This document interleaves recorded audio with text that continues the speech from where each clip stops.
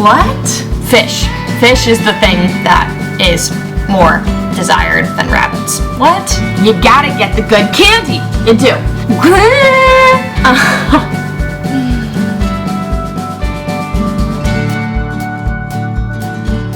Today, we're going to talk about one of the most important topics in environmental science, and believe it or not, it has to do with sharing. Sharing is caring, but turns out humans aren't great at it. Hey everyone, I'm Megan and I'm a licensed biology and environmental science teacher. Thank you for finding my channel. So this environmental science topic I referenced has a pretty cool name. It's called the tragedy of the commons. It turns out when resources are shared and limited, they're often exploited. This is due to the fact that the benefit to one person of using more of that resource outweighs the cost to that individual of the resource's overuse. The tragedy of the commons was first described by William Forster Lloyd in 1832 when discussing the overgrazing of cattle. Later, in 1968, Garrett Hardin, a writer and ecologist, revisited this concept and applied it to more resources. When there is a shared limited resource, short-term interest is often pitted against the common good. In these circumstances, negative effects are spread over the entire population so that the individual doesn't feel them as much. Therefore, the conclusion is that it's in that individual's self-interest to take more rather than less. Classic examples of this are overgrazing, overharvesting, overfishing, and overhunting. All of these things involve taking something, taking a resource out of the environment, but it can also involve putting something in. For example, putting pollutants into the environment with air, water, and plastic pollution. Take this example. If you run a big company like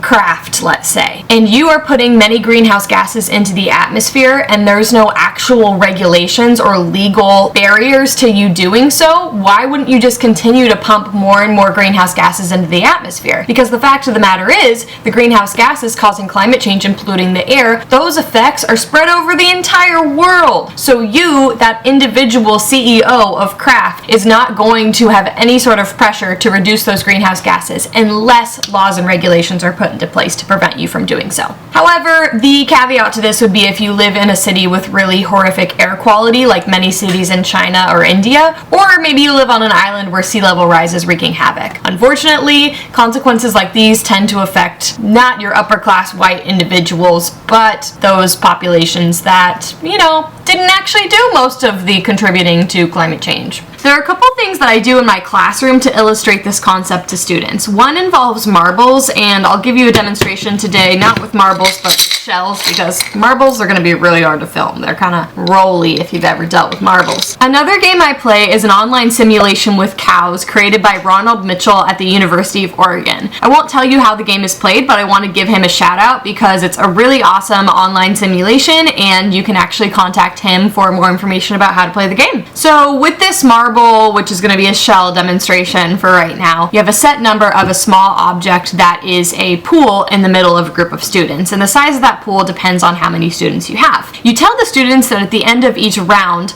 the number of items, let's say marbles, in that pool will be doubled. However, it will never get greater than the amount of marbles there are to start with, because this, which they don't know, is the pool's carrying capacity, as you would see in any ecological environment for a given population of organisms. I tell the students that 10 marbles, or 10 shells in this case, can be exchanged for a piece of candy. And then I gotta get some good candy, because students can see through crappy candy. I don't go for the Smarties, although if you like those, it's fine, but you're weird. Students are also not allowed to talk in this game. So what tends to happen is that students go for it, they take all of them immediately, and as soon as you start playing the music, which indicates the start of each round, all of the marbles are gone. And it's kind of funny because they just get very competitive and it's fun to see them in that kind of environment. So that continues to happen for several rounds, and then after a few rounds I tell them they can talk and strategize, and of course one or two kids in that group always say, "Hey, do you notice that she said it would double? What happens if we leave some in there?" And they experiment with leaving just a couple of marbles in there, and of course it doubles, and they learn that there's a certain number of marbles you want to keep in the pool each time to optimize the gains that you can get. So this then becomes a representation of how to harvest resources sustainably. Now, of course, it doesn't always go perfectly each time. Sometimes students never get it, and there's maybe one student who just keeps taking it, and sometimes they get it really quickly, and then they don't really get the lesson as much as what's happening. But ideally, usually that's how it goes. So let's say, for example, we've got these shells, and one student just immediately takes them all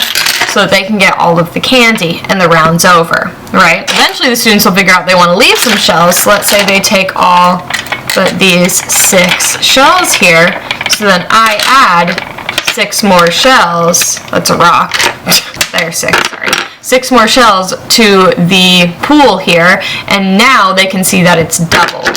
This population, if it was alive, had the chance to reproduce. I mean, Marcel, the shell's alive, so maybe these shells are alive. We never can tell. Let's say they didn't take any the next round, they left these 12.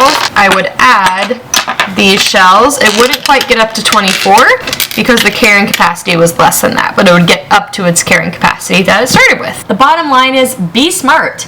Each renewable resource takes time to replenish. It's not going to instantly renew. So if we take more than can be replenished in a certain time frame, then we're not being sustainable because that population cannot sustain itself. Even rabbits who reproduce really quickly take time to reproduce. Not that rabbits are like a limited resource that we're craving, but so back to those laws and regulations I was mentioning. This is key. We as humans have the ability to work together and work against our individual impulses by setting laws. We are very capable of this. We can set caps, permits, limits, quotas, and fines as much as we want to. However, in some cases, we've actually subsidized or incentivized taking more rather than less. So we are working in the direct opposition to setting caps, limits, quotas, etc. So next time you're thinking about climate change, overfishing, etc., all of these major issues that we have in our country and in our world, remember, it comes down to a simple concept, the tragedy of the commons. Why would you take less when taking more won't impact you all that negatively? This isn't rocket science. Support legislation that puts caps in place on our renewable and non-renewable resources like fossil fuels. Because we are running out of even renewable resources, we're approaching really drastic and horrific consequences. Renewable doesn't mean magic. Your homework is to read the short article, or at least the bullet point summaries, linked in my video description. It is about some big news and a very real application of the tragedy of the commons: global overfishing. Overfishing has accidentally been incentivized for many years through fish subsidies.